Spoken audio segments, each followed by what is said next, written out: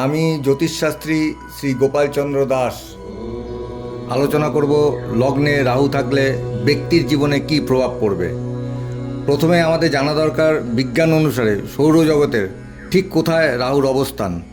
বিষয়টা এইভাবে লক্ষ্য করা যেতে পারে, ঠিক যেখানে পৃথিবী ও চাঁদের শক্তি পরস্পর মিলিত হচ্ছে সেখানে একটি নতুন শক্তির জন্ম হচ্ছে, আর সেই শক্তি হলো রাহু। যেহেতু পৃথিবী ও চন্দ্রের মিলিত শক্তিতে এর উৎপত্তি, সেই হেতু রাহুর শক্তি পৃথিবী ও চাঁদের থেকে বেশি।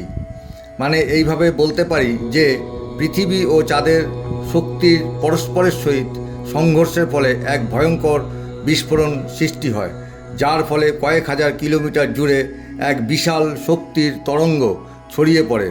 যদিও সেই শক্তি তরঙ্গের কোনো রং বা আকার নেই বলে এটি ছায়া গ্রহ রাহু নামে অভিহিত করা হয়েছে। বৈদিক শাস্ত্রে রাহুকে রহস্যময় গ্রহ বলা হয়। কলিযুগের সবচেয়ে প্রভাবশালী গ্রহ হলো রাহু। পথের ভিখারিকে রাজা এবং রাজাকে পথের ভিখারি করে দেওয়ার ক্ষমতা এই রাহু বা ছায়াগ্রহর আছে। রাহু জন্মছকে ভালো অবস্থানে থাকলে তা জাতককে সাফল্যের শীর্ষে নিয়ে যেতে সক্ষম হয়। রাতারাতি ভাগ্য বদল ঘটাতে পারে এই গ্রহ রাহু।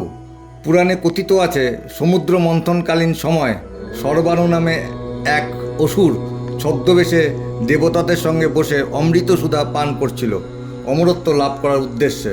রবি ও চন্দ্র ছদ্মবেশী সেই অসুরকে দেবতাদের মধ্যে চিনেই শ্রী বিষ্ণুকে বলে দিয়েছিলেন। তখন শ্রী বিষ্ণু সুদর্শন চক্র দিয়ে তার গলা কেটে ফেলেন। এই দ্বিখণ্ডিত দেহের মস্তক হলো রাহু আর মুন্ডুহীন বাকি অংশটা হলো কেতু। এই কারণে রবি ও চন্দ্রের উপর রাহু ও কেতুর এত আক্রোশ। রাহু হলো নবগ্রহের অষ্টম গ্রহ। রাহু মিথুন রাশিতে উচ্চস্থ এবং ধনু রাশিতে নিচস্থ। এছাড়া বুধ, শুক্র ও শনি হলো রাহুর বন্ধু গ্রহ এবং চন্দ্র সূর্য হলো শত্রু গ্রহ। রাহু সর্বগ্রাসী, তাই রাহু গ্রাস করে বলে গ্রহণ হয়। খনার বচন, লগ্নে যার গলা কাটা তার পিছনে শতেক ব্যাটা। মানে এরা নেতৃত্ব দিতে ভালোবাসে বা আকর্ষণ ক্ষমতা প্রচুর।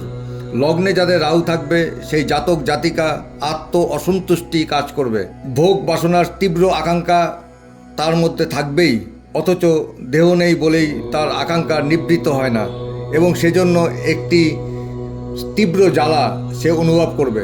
লগ্নে যাদের রাহু তাদের মন ভরানো সম্ভব নয়। জীবনে তাদের প্রচুর প্রেম আসবে, রাহুর চাওয়ার কোনো শেষ নেই। সেই কারণে কামনা বাসনা চরিতার্থ করবার জন্য শিষ্টতা সত্যনিষ্ঠা সেই জাতক বা জাতিকা অনায়াসে বিসর্জন দেয়। এমনকি কোনো নীচ কার্যে তার অরুচি থাকে না। রাহু সর্বগ্রাসী, লোভের কারক। রাহু লোভী এবং কপটচারী, কিন্তু জন্মকালে শুভগ্রহের সহিত বলবান রাহুর সংযোগ হইলে জাতক জাতিকা সৌভাগ্যশালী ও অদম্য কর্মশক্তির অধিকারী হইবে। প্রতিযোগিতামূলক উচ্চ পরীক্ষা ইত্যাদিতে সাফল্য লাভ ঘটাবে যদি শুভ রাহুর সহিত বৃহস্পতি, বুধ অথবা শুক্র গ্রহের সম্বন্ধ থাকে, এবং জাতক জাতিকা সচরাচর শত্রুজয়ী হবে এবং অপরের সাহায্যে স্বীয় কার্য সাধনে সক্ষম হবে। আবারও বলছি, রাহু লোভী এবং কপটচারী। সে মুখে বড় মিষ্টি কিন্তু অন্তরে তার বিষ। প্রতিকূল অবস্থায় রাহু বড় ভয়ানক, প্রতিহিংসাপরায়ণ, হঠকারী, উগ্র বদমেজাজি ও স্বার্থপর হয়। ভোগের তৃপ্তির জন্য বেশি করে ভোগ করতে চায়, মানে চাওয়ার শেষ নেই। লক্ষ্য করা গেছে অগ্নি রাশিতে যাদের রাহু থাকে তারা হঠকারী, উগ্র স্বভাব। এইরূপ চরিত্রের জন্য তাদের বিবাহিত জীবন ঐক্যের অভাব বা বিচ্ছেদ পর্যন্ত ঘটতে পারে। লগ্নে রাহু জাতক জাতিকা বিবাহিত জীবনে সমাজে দারুণ সুখী দম্পতি ভাব দেখালেও পর্যবেক্ষণ করে দেখা গেছে চার দেওয়ালের মধ্যে সেই দম্পতিদ্বয় মোটেই সুখী হয় না। প্রতিকারের জন্য শিক্ষিত জ্যোতিষের পরামর্শ গ্রহণ করুন।